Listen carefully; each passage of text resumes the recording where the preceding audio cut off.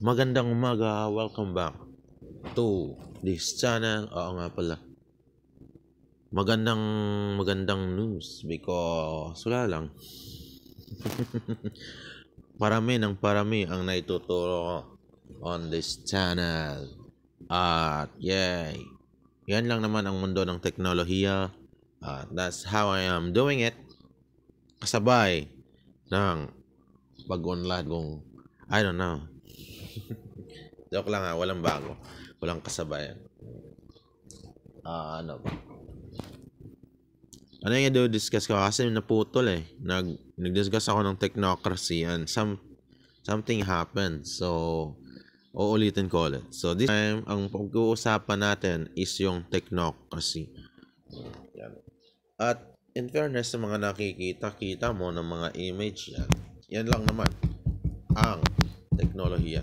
Wall Street Journals, yan ang mga kumpanya na nasa Amerika. WWE, BBC. Yan ang Amerika. And napapag-usapan natin ang technocracy because biglang umusbong itong concept ng Yang, the founder of Starlink, na si Elon Musk, na i-push ang technocracy in America.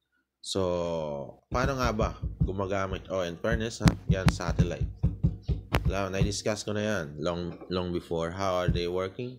Hindi pa siguro. Sige. I-discuss natin. Paano gumagana yan? Google I.O., di ba? Yan lang naman ang nasa America. AT&T, Wish, di ba? Shopping site. So, paano ba? I-discuss natin ang technocracy. So, in the previous chapters, di ba, mayroon akong sinasabing smart cities and how they manage the government.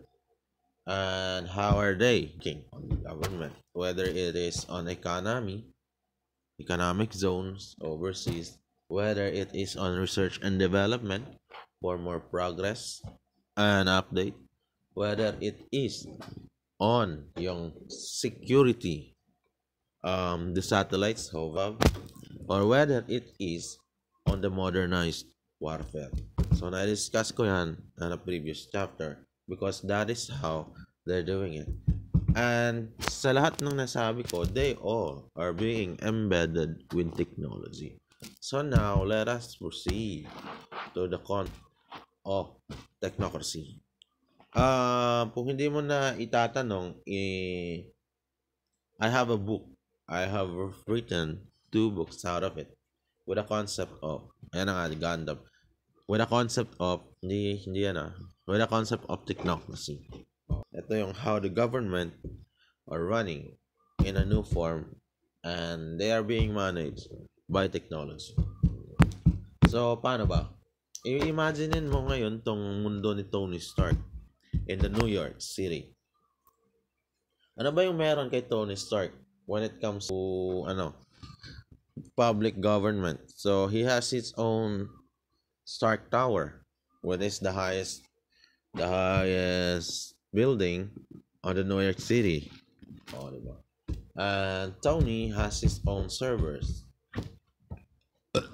data centers, his own internet provider para gumana si Iron Man, his own software para ma-modernize yung weapon na nakabuilt kay Iron Man, network cables on because all of it are needed to run a modernized government. Ano ba yung business ni Iron Man? He started with ano ba yung business ni Tony Stark? He started with selling weapons, missiles. It was a multi-billion company nagbebenta ng modernized weapon, and then it came yung brilliant idea of an armor with a suit. So he created software on it, embedded it in a physical armor, and he connected it online. And ano nga si Iron Man, he is running with the software and a huge metal armor on it. Imaginin mo kung ganyan ka high-tech ang modernong pamamahala. So all you need to do is Gawin mo yung buhay mo and you will have your own, di ba? Technology with it. Ito na yung sinatawag na technocracy. Ito yung pupunta ka ng mall and you will see there is no human on it. All you need to do is to buy your so-called product. I-scan mo siya sa scanner, madedetect ng scanner. It is in technology. Babasahin niya yung barcode, makikita mo yung price, babayaran mo digitally, tapos yan na, wala kang makikitang tao sa mall. And ang nandun lang is yung tinatawag na teknolohiya. And by your security, di ba, it is also being managed by the technology na. Ganyan lang naman ang technocracy. Ano pa? Yung Expedia. Imagine mo to Expedia is on US and they are here in Philippines. Diba? Tayong Pinoy ang nagsusumikap. And while Expedia is working kahit saan man sulok ng mundo, Amerika is, yung economy ng Amerika is rising bit by bit. Diba? Yan ang technology pare ko Dito kasi sa atin, we love to do hard labor. And technocracy, hindi na ho ganyan. Hindi na. The concept of technocracy is a government filled with technology na. Yan. Ang technocracy. Pare ko. Paano ba? Ganito ho kasi yan. Ito yung pamumuhay ng tao sa isang bansa. And the people are not happy with it, so we created government. And yung government na yan, na ginawa natin, the people around, or parang nagpro-protesta, they have their own voices if they're satisfied or not. And the government na create ng tao is supposed to be mag-a-adjust, diba? Mag-a-adjust yung gobyerno na yan based dun sa mga hinanaing ng nakatira sa kanila.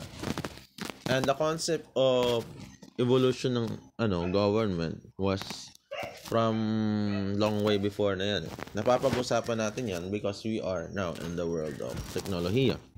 So how technology must be embedded in the government. So ito na yon of technocracy. In fairness, Elon Musk, the founder of Starlink, did almost amended their constitution, and it is like, diba, nakaka-amaze siya, no?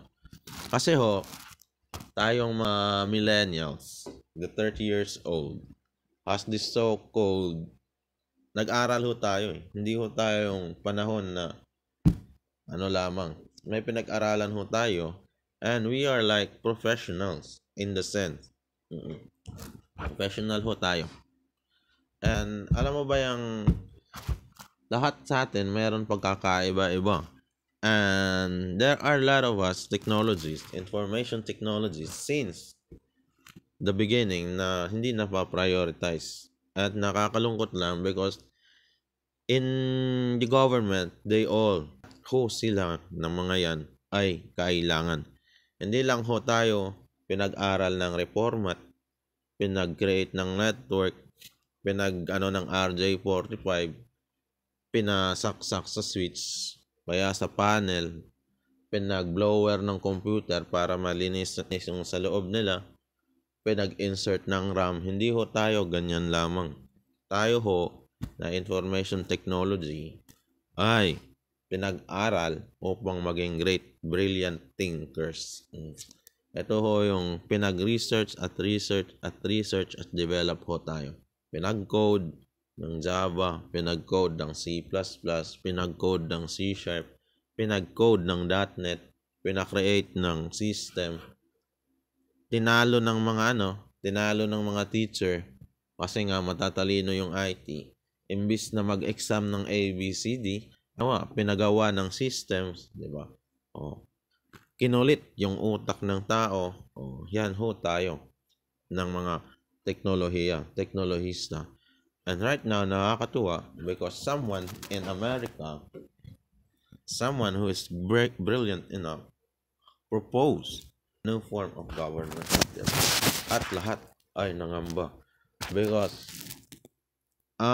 iba ho kasi ang pamamalakad ng teknolohiya sa utak ng tao.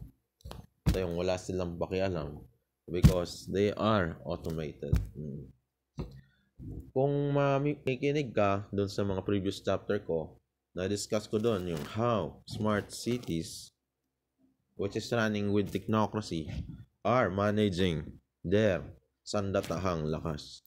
So na ho yung, alam mo na, yung issue sa West Philippine Sea, yung modernisasyon nila sa mga missiles nila, yung mga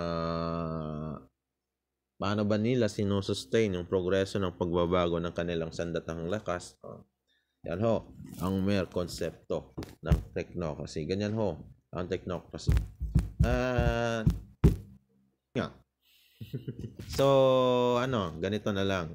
Technocracy. Internet, hindi ho sa atin yan. Sa Amerika ho yan. At ito ho yung unang pensa ng Amerika when it comes to their security. Ito ho yung Pentagon.